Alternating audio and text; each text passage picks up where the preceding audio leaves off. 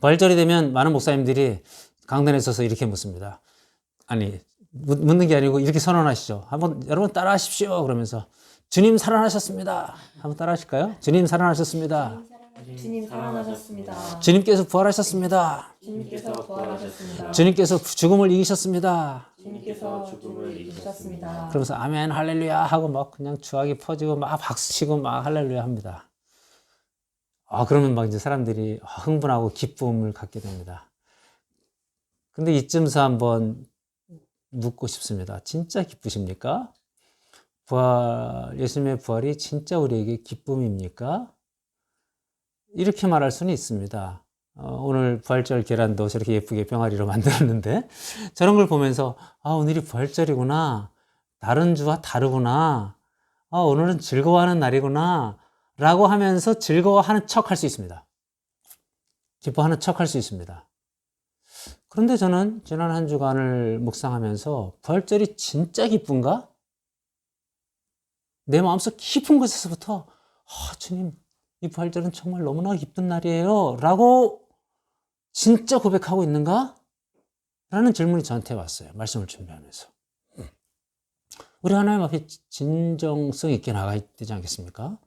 그저 내 마음에 큰 기쁨이 없는데도 그냥 기쁜 척하는, 이거는 위선이고 가식 아니겠습니까?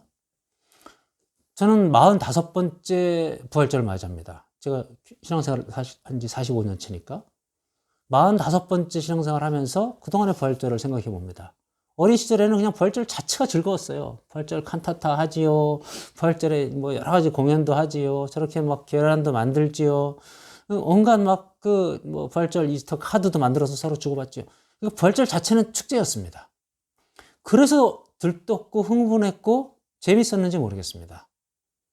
그런데 이번 부활절은 그때와 좀 다르죠. 더군다나 저는 이렇게 온라인으로 예배 드리는 교회이기에 성도들이 많은 것도 아니고 특별히 행사를 준비하지도 않습니다. 그러니 어떻게 세상적인 표현을 하면 썰렁한 부활절이죠. 잔치가 없는 부활절이죠. 이 잔치가 없는 부활절 속에서도 너의 마음은 진짜 기쁘니? 이 온라인으로 지금 예배 드리고 있는 많은 성도들이 계실 겁니다. 여러분 교회에 지금 출석하지 못했는데도, 교회에 그 떠들썩한 잔치가 없는데도 정말 부활절이 기쁘십니까? 이렇게 물어야 합니다. 진짜 부활절의 의미가 나한테 어떤 의미로 다가올까? 이런 질문을 했던 한 주간이었습니다. 그래서 말씀을 준비하고 말씀을 묵상하며 나에게 이 기쁨의 진짜 근원, 진정한 기쁨의 근원이 어떻게 되어질까? 이것들을 찾아보는 시간이었습니다. 저는 오늘 우리 열방하나교회 성도들, 그리고 온라인에서 함께 예배드리고 있는 성도들이 부활절이 나에게 진짜 어떤 의미이냐, 진짜 진정한 기쁨이냐를 다시 되찾는 그러한 예배의 한 시간 되기를 소망합니다. 오늘 말씀은 본문은 무척 깁니다만 전체적으로 5개의 스토리로 이루어져 있습니다. 그리고 한 5종류의 증인들이 보여집니다. 그 이야기들을 한 5블락으로 묵상하며 부활의 진정한 의미들을 좀 알아보겠습니다. 첫 번째 장면은 우리가 흔히 잘 주목하지 않던 증인인데 오늘 본문 앞쪽에 누가복음 23장 50절에서부터 56절까지 나오는 한 인물입니다. 아리마대 요셉이라는 인물에 대한 이야기입니다. 어쩌면 그를 첫 번째 증인이라 할 수 있겠습니다. 사복음서에 아리마대 요셉에 대해서는 다 기록되어 있습니다. 부활절에서 많이 언급되지 않는 인물입니다. 그런데 이 아리마대 요셉은 성경은 뭐라고 기록하냐 하면 각 복음서에서 이는 선한 사람이라, 이는 의로운 사람이라, 이는 산헤드린 공의의 회원이라, 하나님의 나라를 기다리는 자라, 이런 표현들을 씁니다. 그리고 그가 한 일은 무엇이냐? 그가 자기가 만든 바위를 판 새 무덤, 그 새 무덤에 빌라도에게 가서 예수님의 시체를 달라 하여 그 새 무덤에 장사 지낸 사람이다. 성경은 그렇게 기록합니다. 요한복음에서는 독특한 표현을 하나 더 합니다. 그는 제자였으나 유대인을 두려워하여 드러내지 아니하였더라. 이런 표현을 씁니다. 참 그 아리마대 요셉은 숨어있는 제자였습니다. 성경 전체로 보면 산헤드린 공회의 의원은 약 71명 정도로 되어 있고 그들 대부분은 대제사장과 사두개인들과 바리새인들로 이루어져 있는데 주로 유대인 중에 귀족적인 사람들입니다. 그래서 이 로마의 총독이 있었지만 로마의 총독과 정치적으로 같이 이렇게 연합하여 유대인을 다스리는 일종의 독립된 자치기관으로서 산헤드린이 작동을 했었고, 거기에 속해 있는 약 70인은 마치 우리나라의 국회의원과 같은 사람들입니다. 그 중에 유력한 사람이죠. 대단히 유력한 사람인데 그 중에 예수님의 제자가 있었다. 물론 이 사람 말고 니고데모도 있었습니다. 이 두 사람이 산헤드린에 있었는데 이들은 사실은 겉으로 드러내진 않았습니다. 아리마대 요셉은 예수님을 죽이기로 작정한 산헤드린의 결정에 찬성하지 아니한 자라, 이런 표현을 씁니다. 그런데 이렇게 숨어 있었던 제자가 예수님이 십자가에 못 박혔을 때, 예수님이 십자가에 못 박혀 돌아가셨을 때 빌라도에게 찾아가서 예수님의 예수님의 시체를 달라고 한 사람입니다. 그것을 마가복음은 뭐라고 표현하냐면 당돌이 예수님의 시체를 요구하였더라, 이렇게 표현합니다.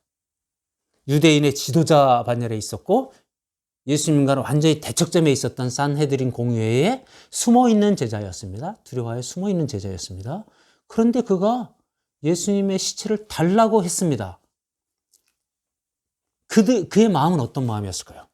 사실은 일반적인 사람들이라면 예수님이 죽었기 때문에 모든 것이 끝난 것으로 보여지는 그 시점에 예수님의 시체를 달라고 할 이유가 없습니다. 자기는 어차피 숨어 있었던 사람이고 예수님의 죽음으로 이제 기독교가 끝난다라고 생각하면 굳이 자신을 드러낼 필요가 없는 사람이었습니다. 그런데 자신을 드러냈습니다. 요즘 말로 커밍아웃. 오히려 제자들은 도망가고 베드로는 부인하고 이런 상황에서 아리마대 요셉은 자신을 드러내는 믿음의 사람이었다는 것이 복음서의 기술입니다. 그런데 이 복음서가 기록하는 것이 초점이 거기에 있었을까, 이렇게 생각해 보면 그것보다는 무덤에 있었다, 저는 그렇게 생각되어집니다. 이 사복음서에 있는 아리마대 요셉이 제공한 무덤의 모습은 이렇게 기술되어 있습니다. 바위에 판 새 무덤이었다.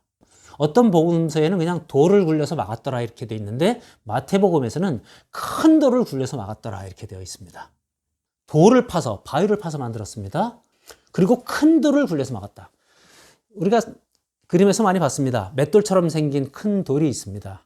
그 큰 돌이 그 돌로 바위로 된 무덤 앞을 레일처럼 되어 있는 곳에 굴려서 막고 굴려서 이렇게 열도록 되어 있는 구조가 예수님의 무덤의 모습입니다.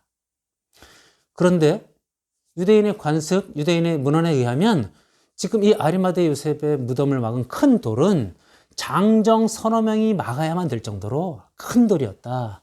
장정 서너 명이 밀어야 되는 큰 돌이었다. 그래서 첫 번째 예수님을 장사 지낸 증인이 아리마대 요셉입니다.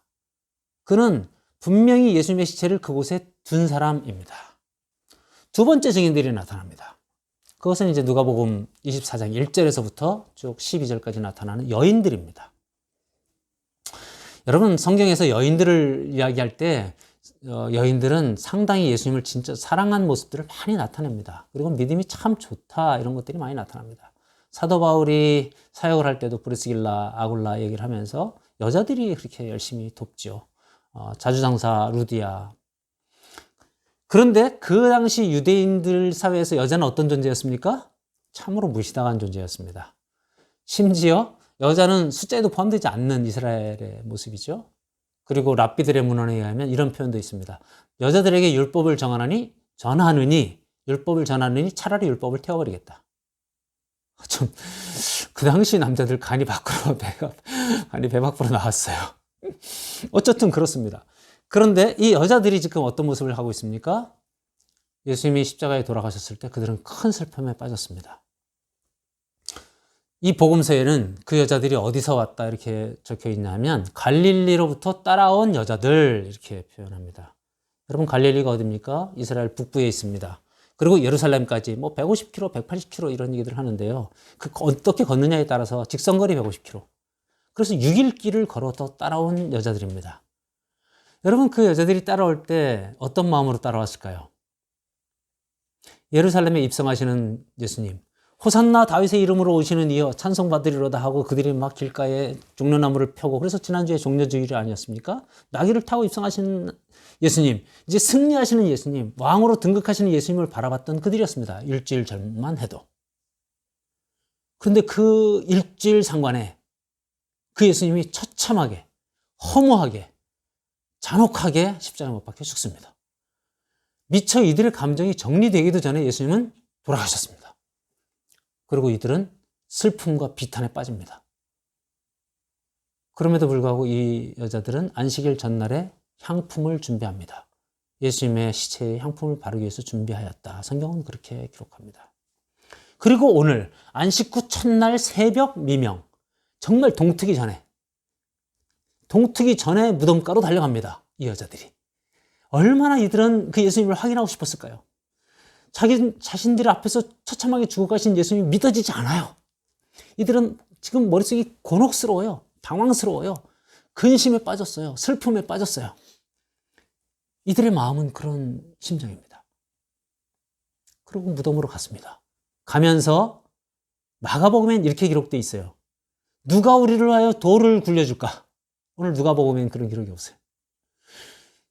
어떤 신학자는 이렇게 표현합니다. 이 여자들의 어리석음이요. 이렇게 표현합니다. 아니, 향품을 바르러 가면서 무덤 문을 갖다 누가 열어주지 고민도 안 하고 갔단 말이냐. 이렇게 표현합니다. 그런데 놀랍게도 이들이 무덤가에 도착했을 때 돌은 굴려져 있습니다. 제가 좋아하는 목사님, 맥스 루카도 목사님이라는 목사님이 있습니다. 우리나라에 여러 책이 번역되어 있습니다만 이분이 오늘 본문을 가지고 했던 설교가 들어있는 책이 있어요. He still moves the stones. 하나님은 여전히 그 돌을 옮기고 계시다. 이런 책이 있습니다. 여자들은 근심했습니다. 그 돌을 누가 옮겨줄까? 근데 하나님이 옮겨주셔요. 저는 그 목사님의 말씀이 쟁쟁하게 살아있습니다. 벌써 한 15년 전에 읽었던 책인데 너무나 쟁쟁하게 있어요. 하나님이 돌을 옮겨주셔. 근심에 빠진 여자들. 사실 여자들로서는 그것을 옮길 길이 없습니다. 연약한 그 여자들의 힘으로는 아까 말씀드린 것처럼 장정 서너씩 옮겨야만 하는 것이기에 절대 옮길 수 없는 일입니다. 그런 상태에서 하나님은 일하십니다. 저는 이 말씀에서 이런 위로를 받았습니다. 여러분, 근심 가운데 빠진 일 있습니까? 삶의 무게에 짓눌려 있습니까? 뭘 해야 될지 잘 모를 때가 있습니까? 내 힘으로는 도저히 안 되겠다라고 하는 그런 때 있습니까? 그때 하나님은 일하십니다. 하나님이 돌을 옮겨주십니다. 그리고 그때 그 여자들의 돌을 움직여줄 뿐만 아니라 지금도 우리의 무거운 짐을 옮겨주시는 하나님이신 줄 믿습니다. 그런데 이 여자들이 갔을 때 천사를 만납니다. 마태복음, 마가복음은 천사 한 명, 한 청년 이렇게 표현합니다. 누가복음과 요한복음은 두 천사 또는 두 청년 이렇게 표현합니다. 그래서 약간 차이가 있어요. 그런데 이거는 크게 기자들의 관점이 아닙니다. 누가와 요한은 그 당시 유대인의 관습 속에서 2명 이상의 증인을 요구하기 때문에 2명이라 표현했을 것이다 라고 성경학자들은 해석합니다. 어떻든 두 천사를 만났을 때 이 여자들은 두려움에 빠졌습니다.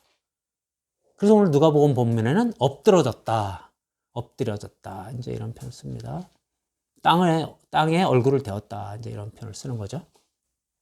그래서 여자들의 감정은 근심에서 이제 두려움으로 넘어왔습니다. 그러자 천사들이 이제 설명을 해줍니다. 예수님은 여기 계시지 않고 어찌하여 너희는 살아나신 분을 이 죽은 자 가운데 찾느냐? 이러면서 쭉 그가 말씀하신 대로 그가 이미 갈릴리로 갔으니 빨리 달려가서 너희 제자들에게 그 말을 전해라 라고 이야기해 줍니다. 이때 여자들이 이제 천사의 말을 듣고 달려갑니다. 달려가서 예루살렘에 있었던 제자들에게 증언합니다. 그랬을 때 제자들의 반응이 신기합니다. 뭐라고 표현하냐면 허탄하게 여겨 믿지 아니하더라 이렇게 표현합니다. 무시당한 증인들입니다. 아리마다의 요셉은 무덤에 예수님을 넣었던 증인이라면 이 여인들은 무시당한 증인들입니다. 본인들은 이 여자들은 믿었습니다. 믿었을 뿐만 아니라 심지어 마태복음에서는 그들이 달려가는 길에 예수님을 만납니다. 달려가다가 중간에 예수님을 만나고 예수님 발 아래 엎드려 경배하고 큰 기쁨으로 제자들에게 달려갔습니다. 여러분, 이렇게 이루어집니다. 기쁨이라고 하는 것은 그냥 이루어지지 않습니다. 근심과 두려움과 이렇게 당황함과 당혹스러움들이 있었지만 천사들을 만나고 천사들의 이야기를 듣고 예수님을 만났을 때에 믿음이 들어왔을 때에 기쁨이 생겨지는 겁니다. 그리고 여러분 억지로 기쁨을 만들려고 하지 않았으면 좋겠습니다. 저는 이 말씀을 통해서 제가 위로를 받습니다. 내 마음에 흔히 말하는 그 잔치로 말미암은 기쁨들을 내가 억지로 가지려고 했었던 건 아닌가. 그 피상적 기쁨에 내가 매몰된 건 아닌가. 그러면서 저는 이 여인들을 통해서 위로받습니다. 이 여인들도 근심했구나, 두려워했구나, 당혹스러워했구나. 그러나 예수님을 결국 만났고 그 예수님을 확인하고 기쁨을 가지고 제자들에게 달려갔습니다. 그래서 이 여자들은 증인이 되었습니다. 그런데 그 다음에 만난 제자들의 이 허탄하 여기고 이 무시하는 제자들의 모습을 보면서 저는 또다시 저의 모습을 봅니다. 아, 그럴 수 있구나. 예수님을 직접 만나지 못하고 다시 확인하지 못한 제자들은 여전히 당혹스럽고 여전히 기뻐하지 못하는구나. 이때 그 제자들 중에서 2명이 독특한 행동을 합니다. 베드로와 요한입니다. 성경은 누가복음에서는 베드로가 무덤으로 달려갔다 기록하고 요한복음에서는 베드로와 요한이 달려갔다, 다름질했다 이렇게 표현합니다. 그 다름질이라는 표현이 독특합니다. 진짜 경쟁하듯이 달려갔다 이런 표현입니다. 무덤가에 도착했습니다. 그리고 베드로와 요한이 무덤 안을 구부려서 들여다봅니다. 그런데 요한은 들어가지 않았다고 요한은 기록합니다. 근데 베드로는 덥석 들어갑니다. 베드로는 늘 충동적이고 늘 행동이 빠릅니다. 그리고 들어가서 베드로가 본 것은 세마포 수의가 그곳에 있었다. 이렇게 표현하고요. 요한은 거기에다가 한 가지 더 기록을 합니다. 누가복음은 세마포만 기록을 합니다. 근데 요한복음에서는 뭐라고 기록하냐면 떨어진 곳에 예수님의 머리를 쌌던 수건이 있더라. 아, 이 장면도 참 독특합니다. 여러분, 예수님은 사라지고 세마포가 있고 머리를 쌌던 수건이 있습니다. 이게 무슨 의미일까요? 시체가 사라졌는데 그를 쌌던 수의와 수건이 거기 놓여 있다. 성경은 마태복음에서 이렇게 기록합니다. 경비병들이 제사장들과 서기관들에게 달려가서 예수님의 시체가 없다고 보고를 하는 장면을 기록합니다. 그때 대제사장과 서기관들이 그 경비병들에게 돈을 주고 뭐라고 얘기했냐면 예수의 제자들이 훔쳐갔다고 소문을 내라 이렇게 이야기합니다. 그래서 그 당시에 유대인들 중에 그것을 믿은 자가 많더라. 마태복음은 그렇게 기록합니다. 그래서 예수님의 시체 도둑설이 그 당시에 만연했습니다. 오늘 누가복음과 요한복음에서 세마포와 수건이 그곳에 있었다 하는 이야기는 무슨 얘기냐 하면 여러분 상상해 보십시오. 만약에 수의, 뚫뚫 말았던 수의가 거기에 벗겨져 있었다는 것은 예수님의 시체를 벌거 벗겼다는 얘기입니다. 예수님의 시체를 벌거 벗겼다는 얘기는 손과 발의 핏자국과 머리에 가시관과 옆구리에 핏자국이 있는 그 시체를 벌거 벗은 채로 시퍼렇게 굳은 그 시체를 들고서 도망가서 시체를 옮겼다는 얘기입니다. 그 벗기기도 어려운 수의를 벗겼다는 얘기입니다. 가능합니까? 요한 크리스토톰이라고 하는 전설적인 교부가 있습니다. 그 교부는 아마도 예수님의 시체에서 그 수의를 벗기고 훔쳐간 자들이 있었다면 그들은 미친놈이었을 것이다. 그러면서 이 두 기자의 기록은 예수님의 시체를 훔쳐가지 않았다는 것을 내세우는 증거물이 세마포 수의와 머리 수건입니다. 예수님은 시체가 도둑질당한 것이 아니다. 이제 그 증인들의 반응에 이어서 베드로와 요한이 독특한 행동을 합니다. 성경은 이렇게 기록합니다. 놀랍게 여겨. 베드로와 요한이 놀랍게 여겼다. 여러분 시체가 사라진 것을 봤을 때 여러분은 우리 같으면 어떻겠습니까? 시체가 그곳에 당연히 있으리라고 기대했는데 예수님의 시체가 없어졌습니다. 놀랍게 여겼습니다. 그 뒤로 베드로와 요한의 행동이 또 성경은 놀랍게 기록되어 있어요. 집으로 돌아가니라. 여쭙겠습니다. 베드로와 요한이 왜 집으로 갔을까요? 방금 전까지 예루살렘에 제자들과 함께 모여 있었어요. 그런데 베드로와 요한이 집으로 돌아갔다고 성경은 기록합니다. 사실 성경은 그 집으로 돌아간 이유에 대해서 기술하지 않습니다. 근데 저의 상상력을 동원해서 생각해 봅니다. 베드로와 요한이 어떤 사람입니까? 베드로는 수제자였습니다. 그러나 예수님을 3번이나 부인했던 자였습니다. 심지어는 저주하며 부인했습니다. 요한은 항상 자기를 표현할 때 주님의 사랑을 받은 제자 이렇게 표현합니다. 가장 주님의 사랑을 많이 받은 제자라고 표현합니다. 그런데 두 사람 다 예수님의 십자가 현장에 있었습니까? 없었습니다. 제자들은 다 예수님을 버리고 도망갔습니다. 그런 제자들이 예수님이 사라진 그 현장에서 예수님의 부활이라고 하는 느낌이 확 왔을 때 어떤 느낌이 들었을까요? 예수님이 부활하셨다. 이제 예수님의 부활을 남은 제자들에게 쫓아가서 예수님 진짜 부활하셨어라고 말하기에는 왠지 그들의 마음속에 껄끄러워요. 너 이제 어떡할래? 너 이제 어떡할래? 네가 그렇게 저주하고 부인했던 그분이 부활하셨어. 우리들이 그렇게 버리고 달아난 그분이 부활하셨어. 그들에게 고민에 빠진 상황.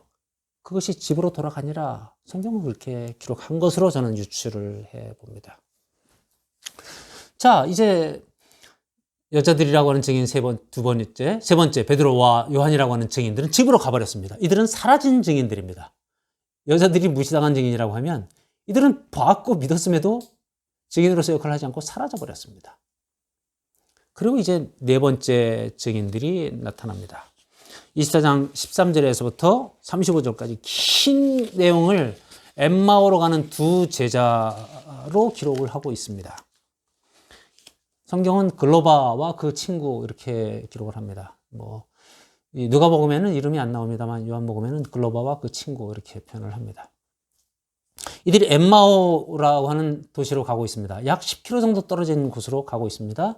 그러면서 그들이 서로 이야기하고 서로 문의하더라. 성경은 그렇게 기록합니다. 서로 이야기한 일은 방금 전에 예루살렘에서 일어났던, 며칠 전에 예루살렘에서 일어났던 그 모든 일들에 관하여 이야기하더라. 이렇게 표현하고 있고요. 그 다음에 서로 문의하더라. 문의하더라는 말은 서로 뭘 물었을까요? 제자들이고 친구들입니다. 무엇을 물었을까요? 이렇게 물었으리라고 상상해 봅니다. 도대체 예수님은 인간이셨던 거야? 신이셨던 거야? 도대체 예수님은 왜 그렇게 십자가에서 처절하게 돌아가셔야 했던 것이야? 예수님은 그 이전에 그렇게 엄청난 기적을 행하셨지만 왜 그렇게 엄청난 기적을 행하셨던 분이 이렇게 초라하게 돌아가셨지? 그런 질문들을 서로 했으리라고 생각합니다. 그리고 그들은 이미 그 여자들의 증언을 들었습니다. 베드로와 요한의 증언을 들었습니다. 그들이 말한 건 도대체 뭐야? 예수님 시체가 사라졌다는 거야? 부활했다는 거야? 뭐야? 이런 이야기들을 하면서 걷고 있었으리라고 믿어집니다. 성경은 이렇게 기록합니다. 그 뒤에 예수님이 따라오시고 계셨습니다. 따라오시며 그들에게 가까이 가서 묻습니다. 얘들아, 너희들 도대체 무슨 얘기하니? 그들이 말합니다. 아니, 당신이 근일에 예루살렘에 있었으면서 어찌 그 모든 큰 일들을 전혀 모르느냐? 답답한 듯이 거꾸로 되묻습니다. 그때 이들이 예루살렘에 있었던 일들을 설명합니다. 우리에게 한 선지자가 말과 일에 능한 선지자가 있었다. 우리는 그가 이스라엘을 속량할 자라고 우리가 믿었었다. 그런데 그가 대제사장과 관원들에 의해서 십자가에서 돌아가셨다. 그런 얘기를 쭉 설명해 줍니다. 이때 예수님이 한마디 합니다. 이 미련하고 마음에 더디 믿는 자들아.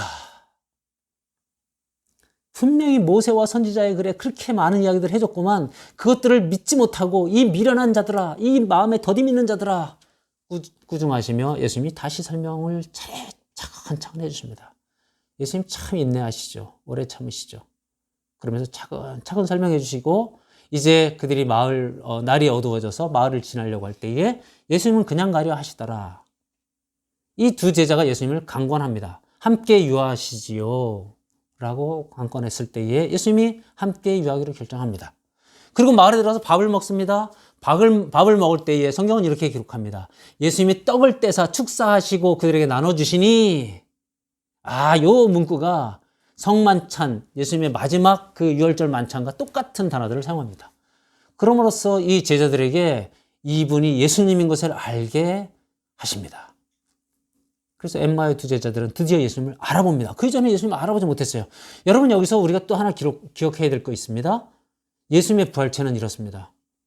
많은 사람들이 궁금해합니다. 예수님은 부활하시면 어떤 모습이 되나? 우리가 부활하면 우리는 어떤 모습이 될 것인가? 예수님의 부활체는 이런 모습입니다. 분명히 예수님이 부활하신 육신으로 같이 따라다니면서 밥을 먹습니다. 밥을 먹는 육신을 가졌습니다. 물질입니다. 그런데 이전의 예수님과 모습이 달라졌어요. 변형되었어요. 그래서 제자들이 알아보지 못해요. 놀라운 겁니다. 물질과 비물질이 막 이제 복합되어 있는 모습들을 보여줍니다. 그리고 그들이 엠마오에 가는 그 두 제자에게 그것을 이제 다 설명해 주자 예수님을 알아봤을 때 예수님은 사라지시고 이 엠마오의 두 제자들은 예수님을 예루살렘으로 바로 돌아갑니다. 그래서 예루살렘에 가서 제자들에게 자신들이 예수님을 만났다라는 것을 증거합니다. 그 말에는 제자들이 믿었다 안 믿었다의 표현보다도 그 말을 할 때에 예수님이 직접 그 방에 찾아오십니다. 이제 예수님이 직접 증인이 되어주십니다. 네 번째 증인으로 나타나시는 거죠. 근데 이 장면은 성경은 어떻게 기록합니까? 그들이 유대인을 두려워하여 문을 닫고 있었다. 잠그고 있었다. 그런데 그곳에 예수님이 나타나셨다. 그래서 이들은 깜짝 놀랐고 두려워했습니다. 이 두려워하는 제자들에게 예수님은 평안을 너에게 빈다. 이렇게 평강을 빌어주십니다. 그러자 이 제자들은 두렵고 놀라워서 당황스러워할 때에 어찌하여 두려워하며 어찌하여 마음에 의심이 일어나냐 이렇게 물어보며 손과 발을 보여주십니다. 영은 살과 뼈가 없을 때 나는 살과 뼈가 있느니라. 그들이 이 손과 발의 상처 흔적을 보여주실 때에 너무너무 기뻐합니다. 진짜 예수님이 맞구나라는 것을 확인했습니다. 드디어 이들에게 기쁨이 찾아왔습니다. 아까 여자들이 그랬던 것처럼 이들도 당황하고 혼란하고 근심하고 두려워하고 있었습니다. 그러나 예수님을 만나고 예수님의 상처 흔적을 보면서 이분이 진짜 예수님이라는 것을 확인했을 때 이들에게 심지어 이분은 상처와 이것을 보여줄 뿐만 아니라 생선을 한 토막 달라 해서 생선을 먹죠. 오늘 우리가 읽었던 본문입니다. 그랬을 때 이분이 진짜 살아계신 예수님이시구나. 죽은 자가 무슨 생선을 먹겠습니까? 살아계신 예수님이 생선을 먹는 장면을 보여줄 때 이들이 드디어 기쁨으로 41절 그들이 너무 기쁨으로 믿지 못하고 놀랍게 여겼다 이렇게 표현합니다. 그들은 드디어 기뻐합니다. 저는 이 장면에서 누가복음엔 기록되어 있지 않지만 요한복음에는 도마에 대한 이야기를 합니다. 우리가 잘 알죠. 도마의 별명이 뭐죠? 의심쟁이 도마. 참 도마의 후예들은 되게 불명예스러울 것 같아요. 우리 선조가 의심 많은 도마였어. 어떤 신학자는 이렇게 말합니다. 도마에게 의심 많은 도마라고 할 것 같으면 베드로에게는 뭐라고 붙여야 되냐면 저주하며 부인한 베드로 이렇게 말해야 한다. 근데 베드로한테는 왜 그 얘기를 안 하고 왜 억울하게도 도마에게만 의심쟁이 도마라고 했을까? 그러나 여러분 기억하십시오. 이 도마의 의심은 우리에게 큰 위로가 됩니다. 어떻게 하필 이 시간에 도마가 없었는지는 잘 모르겠으나 예수님은 이 장면에 나타나서 손과 발을 다 보여주셨습니다. 생선 한 토막을 먹음으로써 나머지 제자들은 이제 기쁨 가운데 들어갔습니다. 그런데 성경은 이때 도마가 없었다 이렇게 말하고 요한복음에서는 8일 후에 여드레 후에 도마가 있을 때 예수님이 다시 찾아오셨다. 성경은 그렇게 기록합니다. 그러면서 그 도마가 했던 말들 나는 예수님의 그 손과 발에 내 손을 넣어보고 그 옆구리에 손을 넣어보지 않고는 나는 믿지 못하겠노라 했던 도마에게 너는 나를 본거로 믿느냐 이러면서 내 손을 들어서 내 옆구리에 넣어보라. 내 손과 발 못 박힌 곳에 못자국에 넣어보라.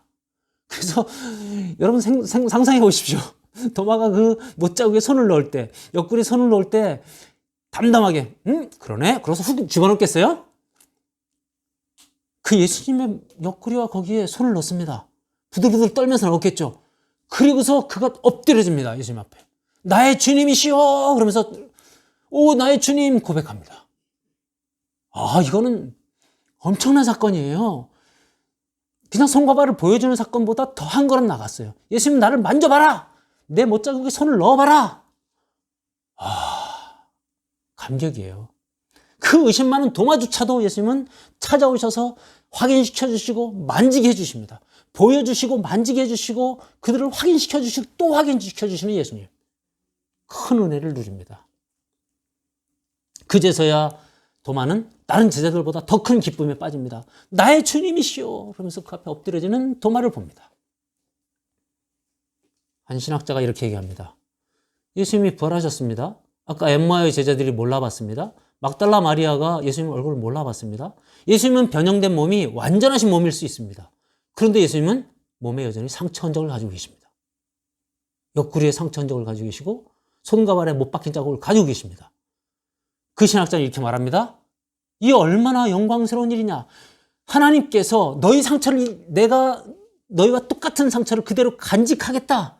너희 상처를 내가 기억하겠다. 너희들의 아픔과 고통을 내가 끝까지 기억하고 간직하겠다라는 신호이다. 그 증거이다. 이렇게 표현합니다. 하나님, 하늘의 보좌의 우편에 앉으신 하나님 되신 예수님이 그 상처를 계속 가지고 계시다. 이것은 엄청난 의미입니다. 하나님이 우리 인간들의 모든 상처와 아픔과 상실을 그대로 잊지 않고 기억하시겠다는 증거입니다. 저는 이 말씀에서 큰 위로를 받습니다. 하나님이 우리의 상처와 아픔과 상실과 고통을 잊어버리실 분이 아니라는 것. 우리의 모든 것들을 마지막 그날까지 우리가 하늘나라 가서 그분을 만나는 그날까지 그분이 끝까지 기억하실 것이라는 것을 도마에게 보여주셨습니다. 이것이 은혜입니다. 그분은 찾아오실 뿐만 아니라 말씀하여 주실 뿐만 아니라 우리에게 상처에 만지도록 경험시켜 주신 하나님이십니다. 그러면서 뭐라고 말씀하십니까? 너희는 믿음 없는 자가 되지 말고 믿는 자가 되라. 너는 나를 본거로 믿느냐? 보지 못하고 믿는 자들은 복되도다. 아멘입니다. 왜냐하면 우리가 보지 못하고 믿는 자들이잖아요. 우리 하나 형제 상부자매가 보지 못하고 믿는 자들이잖아요. 그들은 복되다. 예수님이 그렇게 말씀해 주셨습니다. 우리의 부활의 기쁨은 이렇게 다가옵니다. 우리가 아까 근심과 고통에 빠져 있을 수 있었습니다. 의심과 혼돈에 빠져 있었을 수 있습니다. 그런데 그 모든 당황스러운 순간에 예수님의 은혜로 우리에게 찾아오시고 나타나시고 말씀해 주시고 보여주시고 만지게 해주시는 예수님으로 찾아오십니다. 옆구리에 손을 넣도록 허락하십니다. 여러분 섣불리 기뻐하지 않았으면 좋겠습니다. 섣불리 기뻐할 이유가 없습니다. 믿음이 생기지 않거든 하나님 난 믿어지지 않아요 라고 동화처럼 말했으면 좋겠습니다. 하나님 난 기쁘지 않아요. 그랬을 때 예수님은 우리의 수준에 맞춰서 우리가 마지막 그 손가락으로 그 못자국에 손을 넣을 때까지 하나님 허락해 주시는 하나님이십니다. 마지막 장면입니다. 44절에서 53절에 예수님은 그렇게 이야기합니다. 48절에 너희는 이 모든 일의 증인이라. 너희는 이 모든 일의 증인이라. 이거는 그 제자들에게 한 이야기이기도 하지만 우리에게도 하는 이야기이기도 합니다. 너는 이 모든 이야기를 이렇게 설명 들었다. 내가 여기까지 했던 모든 일에 대해서 너희는 본 것처럼 너희는 이제 보았다. 그러니 이 모든 일에 너희가 증인이다. 그러면서 파송하십니다. 그래서 각 복음서의 마지막은 파송으로 끝납니다. 마태복음 28장 19절에서는 가서 너희는 모든 족속으로 제자를 삼아 아버지 아들과 성령 이름으로 제자를 삼고 내가 너에게 분부한 모든 것을 가르쳐 지키게 하라. 파송합니다. 마태복음 16장 15절은 온 천하에 다니며 만민에게 복음을 전파하라. 우리에게 증인으로서 위임하십니다. 복음 증거자로서 우리를 파송하십니다. 그리고 50절에 오늘 그들이 큰 기쁨으로 경배하고 예수님의 승천을 바라본 후에 경배하고 돌아가서 예루살렘에 돌아가서 늘 성전에 머물며 찬송하며 예배하더라. 이것이 제자들의 삶입니다. 이것이 부활절의 사건입니다. 말씀을 정리하겠습니다. 부활은 무엇입니까? 예수님이 죽음을 이기신 사건입니다. 우리를 그 죽음의 증인으로 세우신 사건입니다. 우리를 그 보좌 앞에서 못자국 난 손으로 우리를 안아주실 예수님이 계시다는 것을 말씀해 주신 사건입니다. 부활이라는 단어는 에게이로라는 단어를 씁니다. 하나님이 살리셨습니다. 예수님 스스로 살아나신 것이 아니고 하나님이 살리셨습니다. 그 하나님이 마지막 날에 우리 또한 살리실 것을 저는 고백합니다. 그래서 부활이 기쁜 겁니다. 우리의 생각 속에 지진을 일으키셨습니다. 완전히 새로운 질서를 우리에게 선포하셨습니다. 죽음은 정복되었다. 첫 번째. 두 번째, 너희는 이제 그냥 일상의 평범한 사람들이 아니다. 너희는 이제 증인이다. 세 번째, 마지막 날에 그 보좌에서 내가 상처난 손으로 너희를 끊어안아 주리라. 미래적인 소망을 우리에게 주십니다. 이런 놀라운 세 가지 변화가 있는 날이 부활절입니다. 그래서 부활이 기쁜 겁니다. 그 믿음을 가진 사람들이 매주 주일날 예배 때마다 모이는 것입니다. 안식 후 첫날 그 주일 예배가 형성된 것이 그래서 시작된 것입니다. 오늘 우리는 그 부활절에 모여 있는 겁니다. 어쩌면 오늘만이 부활절이 아니고 매주 주일이 부활절인 줄 믿습니다. 그래서 매주 주일 예배는 기쁨의 잔치가 되어지는 것이죠. 억지로 만드는 잔치, 억지로 만드는 행사가 아닙니다. 그 행사는 우리로 하여금 그 부활하신 예수를 만나는 기쁨을 주는 그러한 날인 것입니다. 오늘 예배드리는 열방하나교회 성도들, 온라인에서 함께 예배드리는 성도들, 이 진정한 기쁨을 누리는 모든 성도들 되시기를 주 예수 그리스도의 이름으로 축원합니다.